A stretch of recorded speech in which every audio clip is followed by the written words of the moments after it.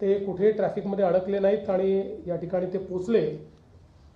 फक्त आता अल निनोला देखील आमच्याशी जोडण्याचा प्रयत्न त्यांचा चाललेला आहे. ही देखील अतिशय आनंदाची गोष्ट आहे की हे पण जर त्यांनी ChatGPTला विचारलं असतं तर अशा प्रकारचे स्टेटमेंट्स त्यांनी केले नसते. आणि आपल्याला कल्पना आहे की भास्करराव अलीकडच्या काळात खूप रागवतात. तुम्ही कालच बघितलं असेल की ते आपले मिलिंद नार्वेकर यांनी 2-4 वेळा हॉर्न वाजवल्यानंतर भास्कररावनी त्यांचंच ऑपरेशन तुडवा करून टाकलं. तर हरकत काही नाही.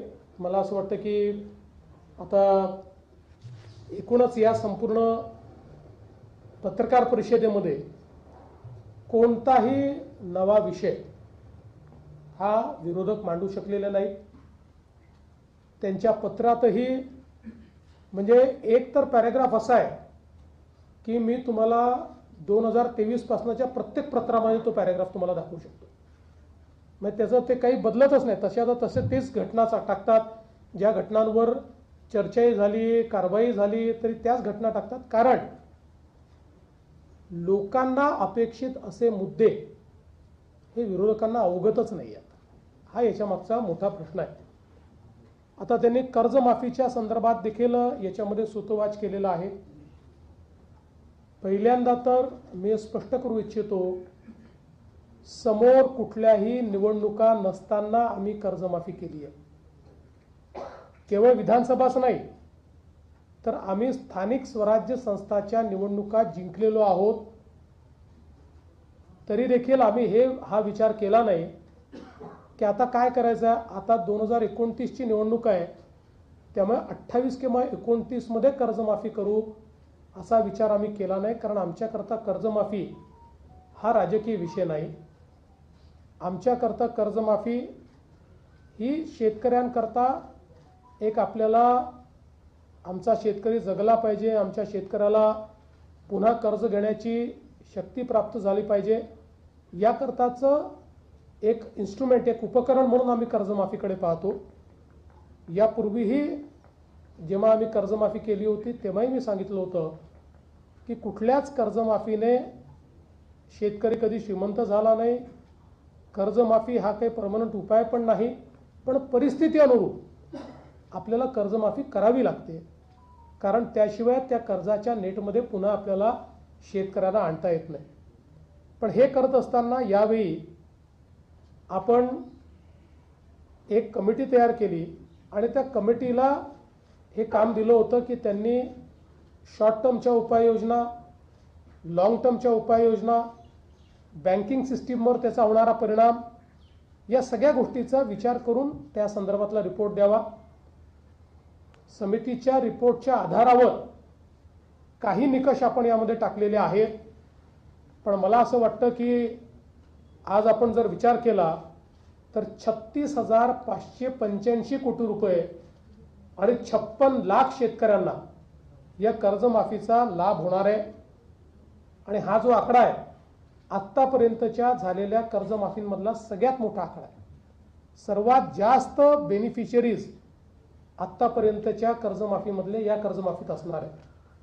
त्यामुळे काही गोष्टी निश्चितपणे आपण केलेल्या आहेत की बँकिंग सिस्टीम जी आहे त्या बँकिंग सिस्टीमवर जर ताण आला आणि बँका जर त्या ठिकाणी अडचणीत आल्या तर उद्याच्या काळामध्ये आजच आपण पाहतोय, मागच्या काळात नागपूरसारखी बँक, वर्धेसारखी बँक, बुलढाणासारखी बँक, या बँका अडचणीत आल्यामुळे आज या जिल्ह्यांमध्ये कर्ज घेणाऱ्या शेतकऱ्याची संख्या ही मोठ्या प्रमाणात कमी झालेली. आणि म्हणून बँकाही कशा प्रकारे वाचवता येतील, पण कर्जमाफी बँकेकरता नाही ती शेतकऱ्याकरता, अशा पद्धतीनं याचं स्ट्रक्चरिंग आम्ही केलेलं आहे. आणि म्हणून हे आता 2 लाखाचं सांगतात. मागच्या काळामध्ये 2 लाखाच्या वर 2 रुपये झाले तरी यांनी कर्जमाफी दिलेली नाही. आम्ही मात्र वरचे पैसे भरले तर 2 लाख रुपये त्याच्या खात्यामध्ये भरतो आणि तेही 10% शेतकरी आहेत. बाकी सगळे शेतकरी, मी एक्झॅक्ट आकडेवारी सभागृहात देईल, पण बहुतांश शेतकरी हे 2 लाखाच्या आतले शेतकरी आहेत. आणि त्यांना सगळ्यांना आपण कर्जमाफी देतो. वारंवार 3-3 वेळा आपण कर्जमाफी करत असताना कुठेतरी कर्ज भरण्याची जी काही सिस्टीम आहे ती सिस्टीम ही कोलॅप्स होऊ नये, की सरकार कर्जमाफी करणारच आहे अशा पद्धतीची भावना तयार होऊ नये म्हणून काही उपाययोजना याच्यात समितीने सांगितल्या, त्या उपाययोजना आपण केल्या. पण ही कर्जमाफी जशी पुढे जाईल तसं एक याच्यात उपसमिती केली आहे. मी आणि दोन्ही उपमुख्यमंत्री आणि काही मंत्री त्या उपसमितीत आहेत. आम्हाला सगळे अधिकार या उपसमितीला मिळालेले आहेत. या उपसमितीच्या माध्यमातून ही कर्जमाफी पुढे जात असताना ज्या ज्या अडचणी येतील किंवा जिथे कुठे असं वाटतंय की शेतकऱ्यावर अन्याय होतोय किंवा काही बदल करण्याची आवश्यकता आहे, ते सगळे अधिकार आम्हाला दिलेले आहेत. त्यानुसार त्या त्यावेळी योग्य निर्णय हे आम्ही निश्चितपणे त्या ठिकाणी घेऊ. खरं म्हणजे एक राज्यामध्ये खूप अडचणीची परिस्थिती तयार झालेली आहे. अल निनोमुळे पाऊस खूप लांबलेला आहे आणि मोठ्या प्रमाणात पावसाचं डेव्हिएशन आहे. जर आपण जून महिन्याच्या पावसाचा विचार केला तर आतापर्यंत सरासरीपेक्षा 80% कमी पाऊस पडलेला आहे. आणि तो आपण जर बघितला तर विदर्भात 80%, मध्य महाराष्ट्रात 83% आणि कोकणात तर सरासरीच्या 86% कमी आहे. मराठवाड्यामध्ये मराठवाड्यात ओव्हरऑलच पाऊस कमी पडत असल्यामुळे तो 69% कमी आहे. त्यामुळे ही अत्यंत चिंतेची बाब आहे. काही जिल्ह्यांमध्ये तर अजून पावसाचा एक थेंबही पडलेला नाही. आत्ता जे काही IMDने आज आपल्याला माहिती दिलेली आहे त्या माहितीप्रमाणे कोकणामध्ये 23 जूनपासनं पावसाचा थोडासा जोर धरेल आणि काही प्रमाणात पाऊस, जोराचा पाऊस हा काही दिवसात आपल्याला तो पाहायला मिळेल. पण विदर्भ असेल किंवा मराठवाडा असेल इथे मात्र कमी किंवा मध्यम पाऊसच सध्या आहे. त्यामुळे जुलैच्या पहिल्या आठवड्यापर्यंत खूप पाऊस किंवा पेरणीलायक पाऊस अद्याप तरी सर्वदूर दिसत नाही आहे. काही भागात येईल तो, पण स्कॅटर्ड येणार आहे. आणि म्हणून आमची सर्व शेतकऱ्यांना विनंती असेल की सातत्याने आम्ही ॲडवायझरी देतो आहोत. राज्य सरकारच्या ॲडवायझरीप्रमाणे म्हणजे 100 मिलीमीटर पाऊस जेव्हा जमिनीत जातो त्यानंतरच या पेरण्या करणं हे अपेक्षित आहे. त्यानुसार आपण सगळा फोरकास्ट आणि सगळ्या सूचना या शेतकऱ्यांना देतो आणि शेतकऱ्यांनी निश्चितपणे मला असं वाटतं की त्याच्याकडे लक्ष देऊनच हे करावं. पाणी साठा देखील सध्या मर्यादित आहे. राज्यात एकूण 24% पाणी साठा आहे, जो मागच्या वर्षी या दिवसांमध्ये 33% होता. नागपूर विभागात 35% आहे, अमरावती विभागात 38% आहे, छत्रपती संभाजीनगर विभागात 26% आहे, पुणे विभागात केवळ 14% आणि कोकणात 29% आहे, नाशिक विभागात 24% आहे. त्यामुळे एकूणच आपण जी काही शेती करता पाण्याची आवर्तनं होती ती काही प्रमाणात आता आपण त्याच्यात बंदी घातली, विशेषतः उपस्यावर बंदी घातली आवर्तनापेक्षा. कारण आपल्याला समजतं की उपस्यावरही बंदी घातली तर काही शेतकऱ्यांची अडचण होईल, परंतु पावसाचा जोपर्यंत ठिकाणा लागत नाही तोपर्यंत पुढच्या काळाकरता पिण्याचं पाणी हे राखून ठेवणं गरजेचं आहे. अन्यथा मान्सून जर लांबला तर पाण्याचं दुर्भिक्ष, पिण्याच्या पाण्याचं दुर्भिक्ष तयार झालं तर मात्र खूप मोठं संकट हे महाराष्ट्रावर उभं राहील. आणि म्हणून काही प्रमाणात थोडी शेतकऱ्यांची नाराजी पत्करून देखील आम्ही उपसा जो आहे तो आता त्या ठिकाणी बंद केलेला आहे. बाकी आपल्याकडे बियाण्यांची परिस्थिती अगदी चांगली आहे. भरड धान्याचं पीक जर लोकांनी थोडं शेतकऱ्यांनी जास्त घेतलं तर कमी पाण्यात देखील ते मॅनेज होऊ शकतं. आता इंधन आणि गॅसच्या पुरवठ्यातही काही फार अडचणी राहिलेल्या नाही आहेत. आणि मला असं वाटतं की आता खतांच्या संदर्भातही मिश्र खतं योग्य पद्धतीने उपलब्ध आहेत. युरियाची थोडी कमतरता आहे, पण एकदम कमतरता आहे असं नाही आहे. त्याच्यामध्ये थोडं लक्ष देऊन आपण युरियाचं जे काही वाटप आहे ते करण्याचा प्रयत्न या ठिकाणी करतो आणि केंद्र सरकार त्याचा पुरवठा देखील आपल्याला या ठिकाणी करते. आज खरं म्हणजे विरोधकांनी आपल्या पत्रामध्ये नीट परीक्षेचा उल्लेख केलेला आहे. आज अतिशय नीट पद्धतीनं नीटची परीक्षा पार पडलेली आहे. आणि राज्यातील 2 लाखापेक्षा जास्त विद्यार्थ्याने कुठलीही अडचण न येता नीटची परीक्षा ही त्या ठिकाणी दिलेली आहे। खरं म्हणजे आता राज्यामध्ये आपण अनेक सुधारणा केलेल्या आहेत, त्या संदर्भातली सगळी माहिती सभागृहामध्ये आपण वेगवेगळ्या चर्चांच्या माध्यमातून देऊ। केंद्रामध्येही एनडीएच्या सरकारला 12 वर्ष पूर्ण झाली आहेत आणि त्याही संदर्भात महाराष्ट्राला मोठ्या प्रमाणात मोदीजींच्या सरकारची जी मदत मिळाली त्याबद्दल त्यांचे आभार आम्ही मानतो। त्याची माहिती सभागृहाच्या माध्यमातून देण्याचा प्रयत्न आम्ही करू। मला असं वाटतं की एकूणच जर आपण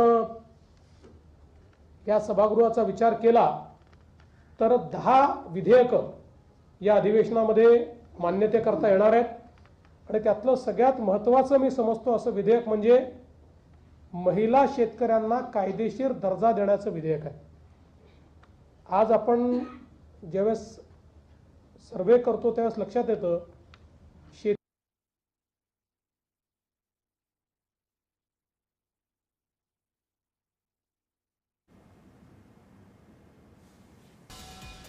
मुख्यमंत्री देवेंद्र फडणवीस हे पत्रकार परिषदेमध्ये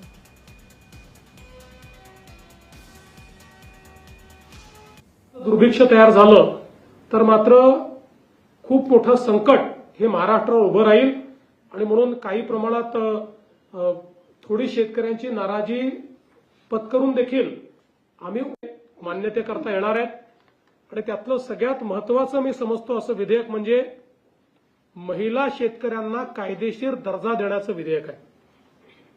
आज आपण ज्यावेळेस सर्वे करतो त्यावेळेस लक्षात येतं शेती क्षेत्रामध्ये सर्वाधिक काम करणाऱ्या महिला आहेत, पण महिलांना शेतकऱ्याचा दर्जा नाही किंवा त्यांच्या नावाने शेती नसल्यामुळे त्यांना शेतकरी समजलं जात नाही आणि म्हणून स्वामीनाथन यांनी या संदर्भात सुधारणा सुचवल्या होत्या। स्वामीनाथन यांच्याच कन्या ज्या आहेत सौम्या स्वामीनाथन यांनी या संदर्भात आपल्याला कल्पना असेल की आपल्या महिला शेतकरी वर्षाच्या निमित्ताने आपल्याकडे एक जॉईंट सेशन आपण घेतलं होतं आणि त्यावेळी त्यांनी या संदर्भातलं एक प्रेझेंटेशन करून महिला शेतकरी या संदर्भातला दर्जा देणारं विधेयक जर आणलं तर त्याचा महिला शेतकऱ्यांना कसा फायदा होईल याचं प्रेझेंटेशन केलं होतं। त्यानुसार आता आपण हा निर्णय केला आणि याच अधिवेशनामध्ये आपण महिला शेतकऱ्यांना कायदेशीर दर्जा देऊन त्या शेतकरी असल्याचा दाखला हा त्यांना देणार आहोत। या व्यतिरिक्त अनेक विधेयकं याच्यामध्ये आहेत आणि मला असं वाटतं की काही एक फक्त विधेयक मागचं पेंडिंग विधेयक आहे विधान परिषदेत, बाकी नवीन विधेयकं या ठिकाणी येणार आहेत आणि निश्चित मी पुन्हा एकदा सांगतो आमचा प्रयत्न हा संवादाचाच आहे। विरोधकांनी संवाद ठेवला तर आम्ही चर्चेतनं सगळ्या गोष्टींची उत्तरं द्यायला तयार आहोत। राजकारण केलं तर राजकीय उत्तर मिळेल, समाजकारण केलं सामाजिक उत्तर मिळेल, हितांकरता निर्णय केले किंवा हितांकरता चर्चा केली तर हितकारी अशा प्रकारचेच त्या ठिकाणी उत्तरं मिळतील हा विश्वास मी या निमित्ताने आमच्या विरोधकांना देतो आणि मला विश्वास आहे की 3 आठवडे हे जे अधिवेशन चालणार आहे यामध्ये सामान्याच्या हितांचा विचार हा मी निश्चितपणे करू। मी पुन्हा एकदा आपल्या सर्वांचे आभार मानतो आणि माननीय उपमुख्यमंत्री एकनाथराव शिंदेजी यांना विनंती करतो की त्यांनी आपल्याला या ठिकाणी संबोधित करावे।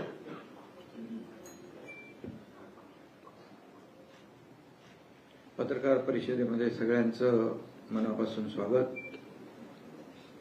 उद्यापासून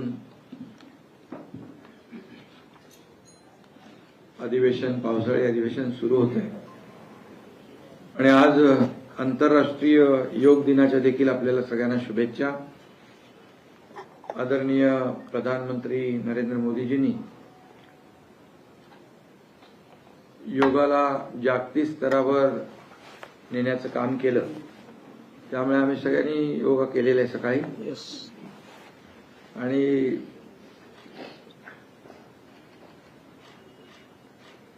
विरोधकांना काही आता त्या पत्रकार परिषदेमध्ये पाहिलं आपण की फार अगदी बिनबुडाचे आरोप दरवेळेप्रमाणे करतात तसे केलेले आहेत.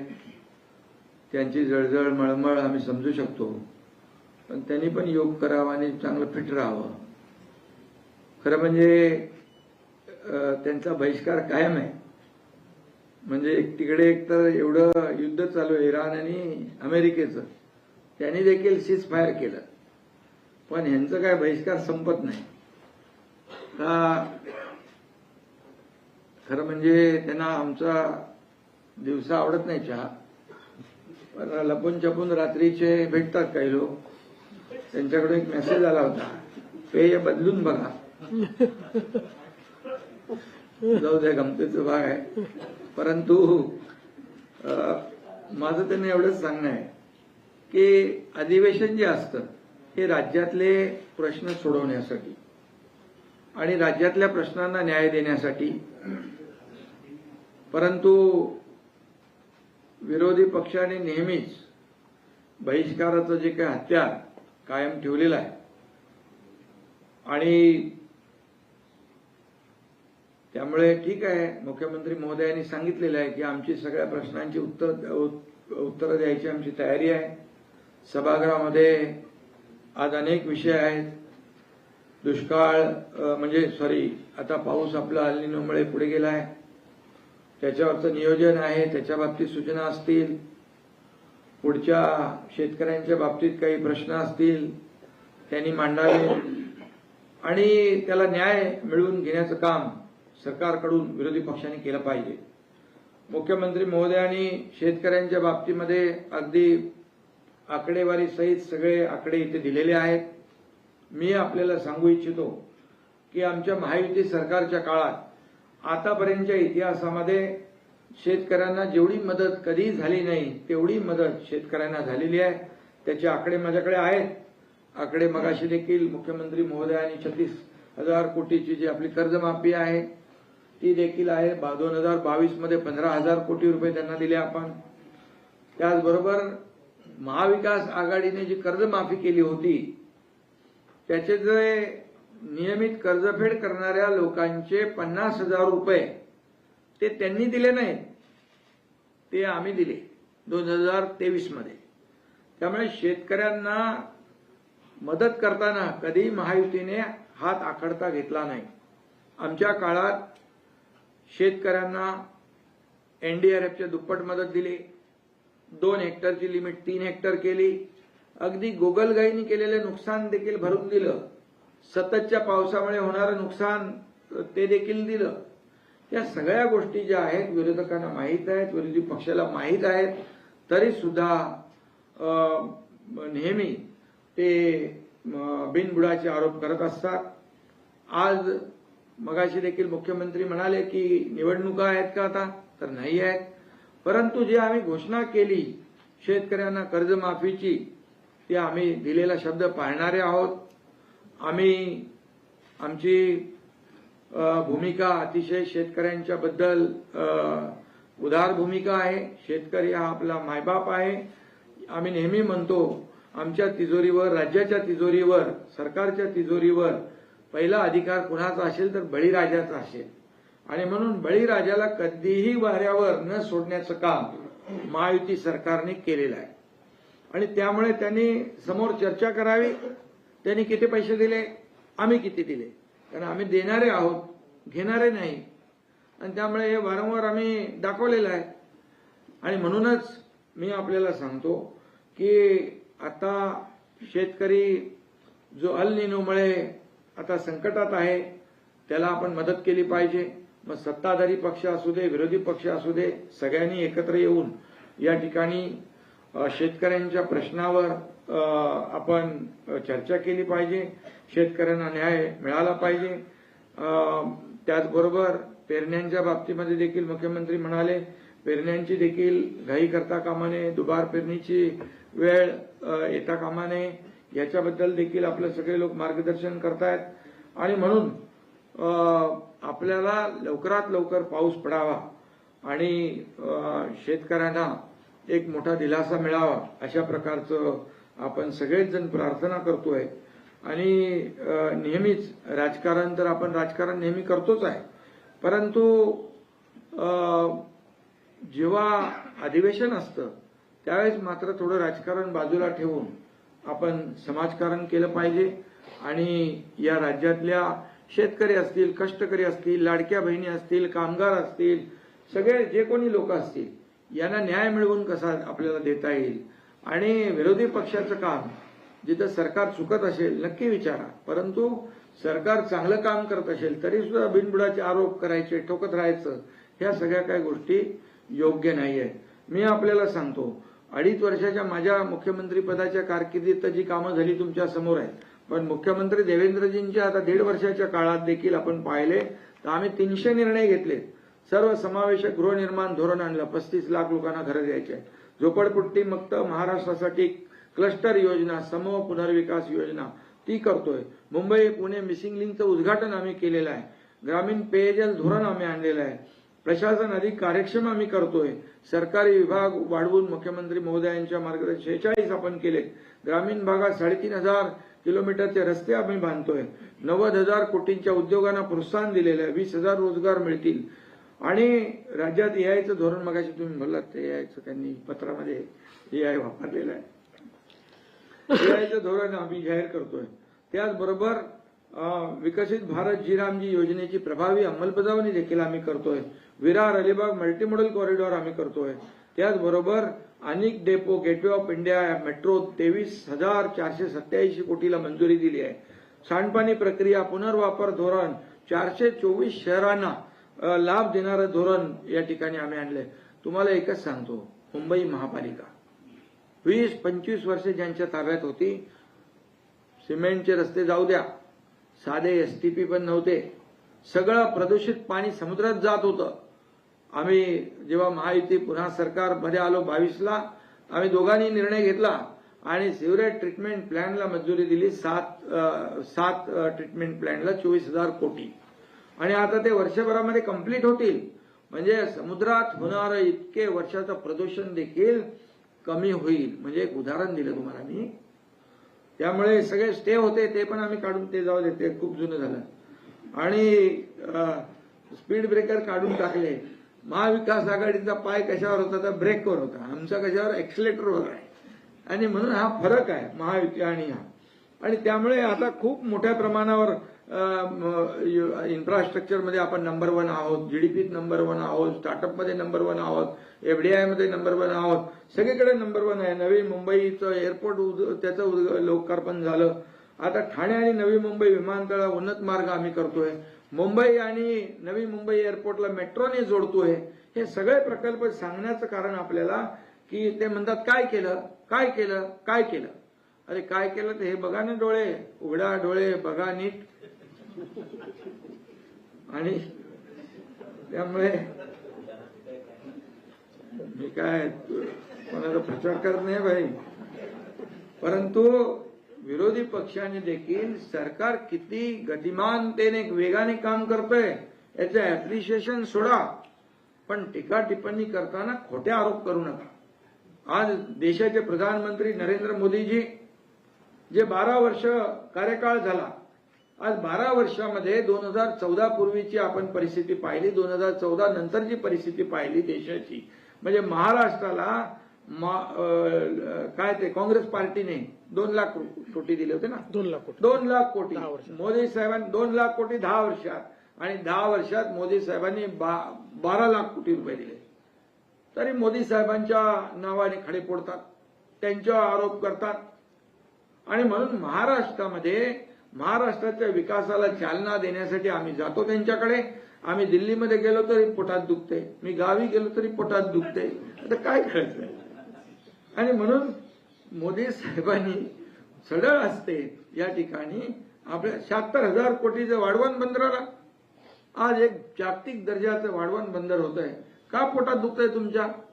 अरे बाबा, हे महाराष्ट्र पुढे जातोय, महाराष्ट्र पुढे वेगाने पुढे जातोय, त्याच्यामध्ये सामील व्हा. आणि म्हणून मी आपल्याला एवढंच सांगतो की किती आरोप केले, किती काही केलं तरी सुद्धा महायुतीने जे काम केलेलं आहे, पूर्वी जेव्हा देवेंद्रजी मुख्यमंत्री होते त्यांनी सुरू केलेल्या योजना, जलयुक्त शिवार योजनेसारखा महत्वाकांक्षी प्रकल्प, मराठवाडा वॉटर ग्रीड बंद करून टाकला. स्टे मारून टाकला, त्याच्यावर बंद केला. हे काय तर ह्याच्यामध्ये भ्रष्टाचार झालेला आहे. चौकशी केली, 1 रुपयाचा भ्रष्टाचार नाही, पण त्यांनी चांगली योजना बंद केली. मग ती आम्ही पुन्हा सुरू केली 2022 मध्ये, आणि 2022 मध्ये सगळ्या योजना पुढे केल्या. 2022ला सरकार बदललं नसतं ते महाराष्ट्र 20-25 वर्ष मागे गेला असता. आणि ही वस्तुस्थिती आहे, तुम्हीही बघताय, कोस्टल रोड बघताय. आता मगाशी तुम्ही बोलले नाही ते काय कोण आले आपले जयंत पाटील, जयंतरावांना. आम्ही विरोधी पक्षाला पण ते मोकळा ठेवलाय, फटाफट या म्हणून, लवकर या. आणि म्हणून Atal Setu, coastal road, missing link, समृद्धी महामार्ग, किती प्रकल्प आम्ही केले.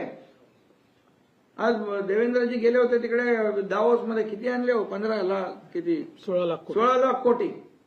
मी गेलो तेव्हा सुरुवातच होती. मला वाटलं रे बाबा कोण करतील की नाही, आता नवीन सरकार आले तरी सुद्धा त्यावेळेस देखील 7 लाख कोटी रुपयाचं एमओयू साईन झाले. नुसतं एमओयू नाही, त्याचं एक्झिक्युशन झालं, त्याचं कन्व्हर्जन झालं, त्याची अंमलबजावणी झाली. नुसत्या मी कागदावर नाही. आज बघा, सिंगल विंडो क्लिअरन्स. काय येतात उद्योग एवढे मोठ्या प्रमाणावर? का विरोधी पक्ष जे खोटे नाटे आरोप करतो, जर आम्ही काम केलं नसतं तर हे आले असते का? या झालेल्या निवडणुकांमध्ये, महापालिका, स्थानिक स्वराज्य संस्थांमध्ये एवढा मोठं यश महायुतीला मिळालं असतं का? अरे म्हणाले बिनविरोध झाल्या निवडणूक. अरे बिनविरोध झाले, तुमचे उमेदवार पळून गेले तर आम्ही काय करणार? आणि त्यामुळे विरोधकांनी आत्मचिंतन केलं पाहिजे, आत्मपरीक्षण केलं पाहिजे. का या सगळ्या गोष्टी विकासाला आपण प्राधान्य दिलेलं आम्ही खुर्चीला प्राधान्य दिलं नाही. आमचा अजेंडा विकासाचा अजेंडा आहे. लाडक्या बहिणींमध्ये त्या लाडक्या बहिणींचे म्हणाले योजना बंद केल्या. अरे बाबा, तसं होऊ शकत नाही. लाडक्या बहिणींची योजना कधी बंद होणार नाही.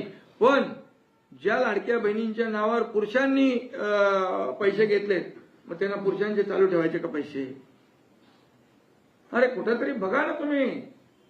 आणि का कोण त्याच्यामध्ये केवायसी मध्ये बाबा याच्यामध्ये का आपण रद्द केलंय?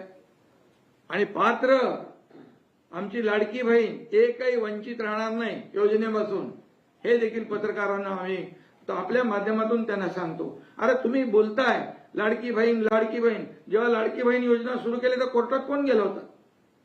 कोर्टात तेच गेले होते, बंद मिळू नये म्हणून लाडक्या बहिणींना.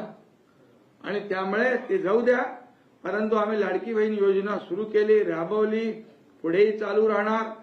आणि या सगळ्या योजना ज्या आहेत, या सगळ्या योजना बघा, कर्जमाफीचा आम्ही निर्णय घेतला. मुख्यमंत्र्यांनी अर्थसंकल्पीय अधिवेशनामध्ये घोषणा केली, त्याचं आता शेतकऱ्यांना वाटप सुरू होत आहे. आणि मग आम्ही बोलतो ते करतो, दिलेला शब्द पाळतो. आम्ही प्रिंटिंग मिस्टेक कधी म्हणत नाही. प्रिंटिंग मिस्टेक झाली म्हणून निवडणुकीत बोलायचं असतं, करायचं कुठं असतं, असं नाही आहे. आणि म्हणून महायुती सरकार जे आहे या ठिकाणी महाराष्ट्राला पुढे घेऊन चाललंय. डबल इंजिन सरकार आहे, केंद्र सरकारचं पूर्ण पाठिंबा आहे. आणि म्हणून मी आपल्याला एवढं सांगतो, यावं त्यांनी सभागृहामध्ये बोलावं, चर्चा करावी, प्रत्येक प्रश्नाला त्याचा जबाब मिळेल. पायऱ्यांवर जाऊन फक्त स्टंटगिरी करायचं सोडून द्या. आणि लोक बघतात, लोक पाहतात. आणि म्हणून विरोधी पक्षाला देखील ते संख्या कमी असली तरी सुद्धा आम्ही त्यांना मान देणार. शेवटी लोकशाहीमध्ये आम्ही सत्तेत असलो तरी सुद्धा त्यांचा अनादर करणार नाही. परंतु त्यांनी देखील या ठिकाणी जे आहे वस्तुनिष्ठ बोललं पाहिजे. फुकटचं काहीतरी खोटे नाटे आरोप करता कामा नये, एवढंच माझी त्यांना सूचना आहे. बाकी तर उद्यापासून तुम्हाला कळेलच सगळं.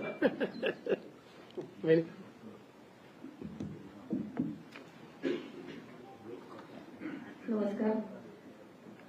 आदरणीय मुख्यमंत्री साहेब, आजच्या या पत्रकार परिषदेसाठी उपस्थित सर्वच आपण पत्रकार बंधू भगिनींनो आणि माध्यम प्रतिनिधींचे सर्वांचेच मी मनापासून स्वागत करते.